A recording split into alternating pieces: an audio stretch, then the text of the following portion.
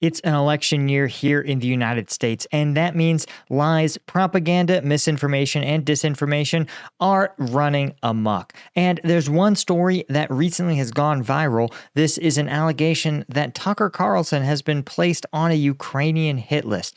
And I just wanted to get to the bottom of it because, well, even my friends are texting me about it, and I gotta put it out there. So let's get into the details of it. So here's the story. This guy, blue checkmark guy on Twitter, Jackson Hinkle, gotta love his bio, which is subscribe to the Twitter version of OnlyFans, which is my hot take Substack. And don't get me wrong, I'm also somebody who has a premium website, but I tell you what I show. I show uncensored combat footage. It's great. It's combatvetnews.com. You should become a member, right? But here's the thing. He says, quote, well, actually, let's put a red light emoji, Ukraine flag emoji, America flag emoji. You gotta set those emojis up or else you won't be taken seriously as a journalist.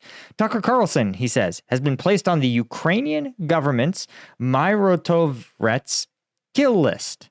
And then he contains a screenshot. It identifies him as Tucker Carlson and some other Cyrillic stuff. Okay, so get an additional Times Now News, which sounds also completely legitimate, seems to also be covering it, right? Saying American journalist Tucker Carlson has been placed on the Ukrainian. Oh, you see this? It's a little different here when you click on NGO Myrovets kill list. Social media has come out in support of Carlson. Social media, you can find accounts that are in support of just about anything on earth. So I wouldn't exactly use that. I wouldn't lead with social media supports you. Okay. Social media supports furries and we're all out here.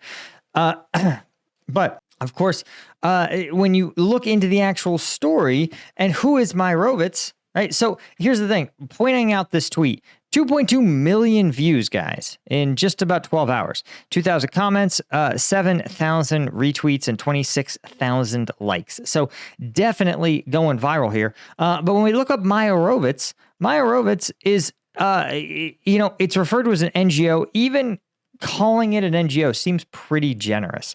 Myrovets is a Kiev-based website that publishes a running list and sometimes doxes people who are considered by the authors of the website to be, quote, enemies of Ukraine, right? Or as the website describes, quote, people whose actions and signs of crimes against the national security of Ukraine, peace, human security, and the international law. Now, it's been in existence since 2014, was launched by a pro-Ukrainian activist and politician. And it's not a great look to be doxing people. But it's important to acknowledge that the website, it reflects what it says is the work of the Myrotovets Center, an NGO, which is a non-governmental organization, like a charity, right? And that there's rumors, including by the Daily Beast, that the website's curated by some sort of government or law enforcement or intel agency. But again, the project, the owners have denied that this is the case. And it obviously seems to have some connections to the Ukrainian government. But here's the thing to take away from it, right? Is that in terms of activity, people included in the list, in 2014, right, it had 4,000 people on the list. Then, of course, by the August of 2019, it had literally 200,000 people on the list, which, of course, what does the list mean? If a list has 200,000 people on it, it doesn't mean anything, right? Myrovets, it says, it used the words blacklisted. But here's the thing, guys. This is a website, right? It doesn't have authority to do anything. It's a rando website. This is the equivalent of Twitter trying to cancel you, okay?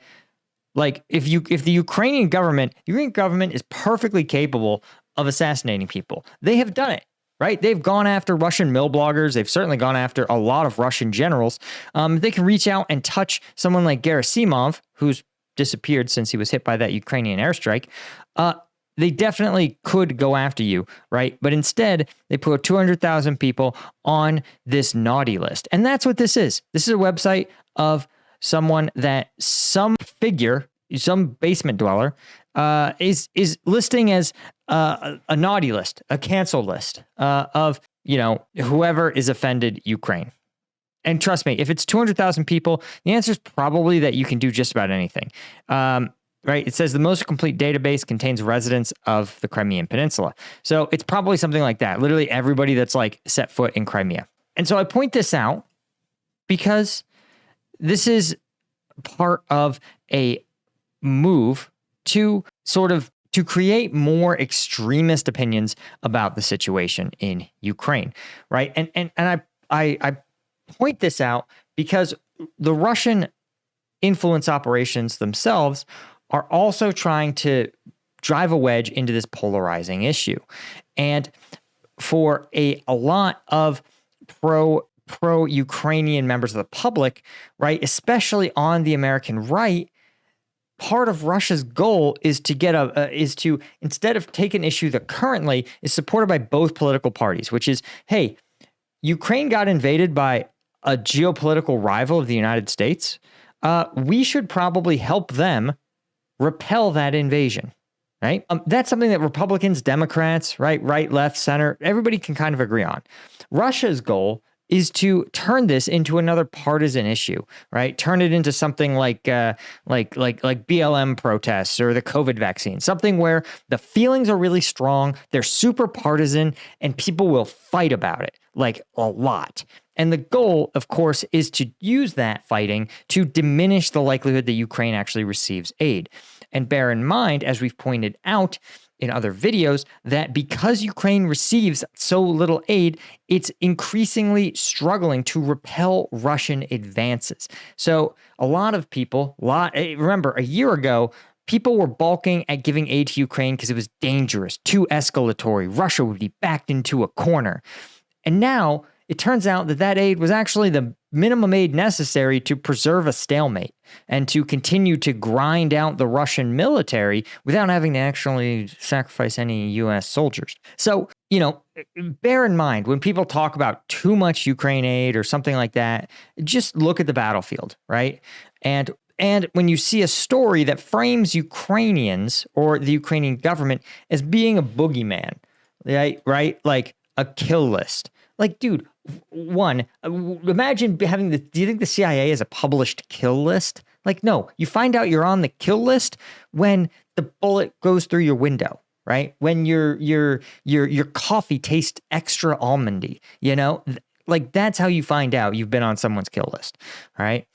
So there's no published kill list. This is a website that tried to cancel Tucker Carlson for interviewing Vladimir Putin. And don't get me wrong, I'm just going to share this apropos of nothing. The people who are seething with rage that a journalist who scored an interview with Putin, like that Tucker Carlson got an interview with Putin, like that doesn't make you a Putin stooge, right? You don't have to watch it. And frankly, I am a little curious to see what Putin would say in an English interview, right? Even though I strongly suspect that as a condition of the interview, Tucker Carlson was probably told, hey, listen, you can't ask certain types of questions. It still is an insight just the same way it would be information if you were to interview Kim Jong-il, right? If you were to just interview the guy and just be like, what's your perspective? What do you see? What is your worldview, right? Because I want to know. I want to know what this dude thinks. And I want to understand why he's continuing to pursue what seems to be a disastrous war in Ukraine, why he thinks it's still worth pursuing. And that's just what journalists do. So like if you're seething with rage that Tucker Carlson is doing an interview with the guy, unless in the interview he's literally undoing his belt and getting on his knees, I'm like, you know what, dude? You do your job. And listen, so again, I try to call out BS in all its forms, right? So no, Tucker Carlson, not on a Ukrainian kill list. And but Tucker Carlson doing what an independent journalist should do, which is trying to score the most exclusive interview he possibly can. That's all I had, guys. Thank you so much. If you want my exclusive content, right, I don't have that hot of takes, but I do a deep dive analysis of the tactics of uncensored combat footage. This is the stuff, the hot footage that I can't show you on YouTube that comes out of Gaza, out of Ukraine. And because sponsors absolutely hate war content, and they definitely hate my analysis, I depend on you guys, the fans, to support me. Any one of these tiers gets you access to those videos. Twice a week they drop. So literally, it's like almost almost a 40% increase in content. But again, we find the units, we find the tactics, we find all of it. So hit like and subscribe. Tell the YouTube algorithm that I'm not a scammer myself. And I'll see you guys in the next one. Cheers.